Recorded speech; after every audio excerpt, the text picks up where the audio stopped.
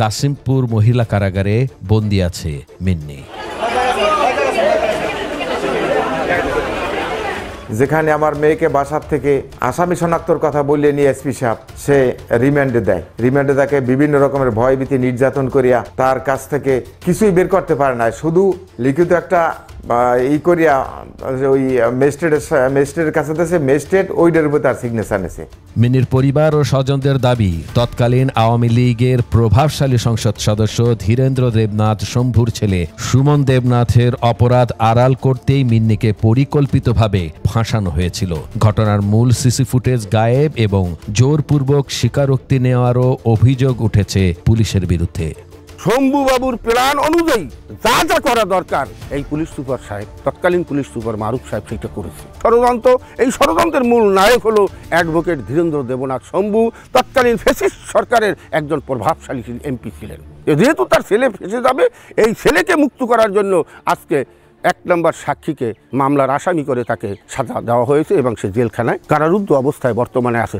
মামলার পুনরায় তদন্ত চাইলেন মিন্নির বাবা মোজাম্মেল হোসেন কিশোর। আমি চাই একটা সুষ্ঠু তদন্তের মাধ্যমে মিন্নি বেকিসুল খালাস হয়ে আসুক এবং এই নিরপেক্ষ সরকারের আমলে আমি চাই যে একটা সুষ্ঠু আমরা একটা বিচার যেন পাই, মিন্নি যেন নির্দোষে বেরিয়ে আসতে পারে, এটাই আমার একমাত্র কাম্য। গত বছর হাইকোর্টে মিন্নির জামিন আবেদন দাখিল করা হয়েছে, শুনানি এখনো চলছে। মিন্নির পক্ষে আইনজীবীরা বলছে ন্যায় বিচার হলে তিনি জামিন পাবেন।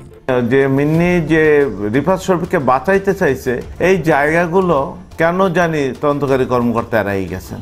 যে মিন্নি তাকে হাসপাতালে নিয়ে গেছেন, উনি তদন্তে বললেন যে ওই জায়গাটা আমি পাইনি, কে তাকে হাসপাতালে নিয়ে গেছে। ওই জায়গাটা সিসি ফুটেজ আছে, সিসিটিভি আছে, সেই সিসি ফুটেজটা সে আদৌ উদ্ধার করে না, বলে ওখানে আছে কিনা আমি জানি না। এই জায়গাগুলো সে কিন্তু জেরায় বলছে, এড়াই গেছে। তার মানে মিন্নিকে সে কৌশলে এই মামলা আসামি করার জন্য যে কৌশলটা প্রয়োজন সে সেই কৌশলটা নিয়েছে, কিন্তু মিন্নি কোনো প্রকার এই মামলা রিফাত শরীফকে যে আসলে বাঁচাইতে চাইছে সেই জায়গাটা সে এড়াই গেছে সম্পূর্ণ।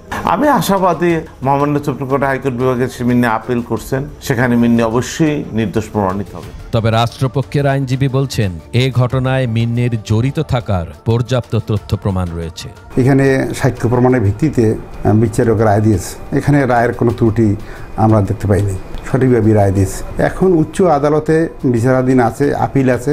আপিল কোর্ট কি করবে না করবে, কোর্ট সম্বন্ধে আমরা আলোচনা করতে পারি না। রাজনৈতিক প্রভাব খাটিয়ে মিন্নিকে ফাঁসানোর অভিযোগ এখন নতুনভাবে আলোচনায় এসেছে।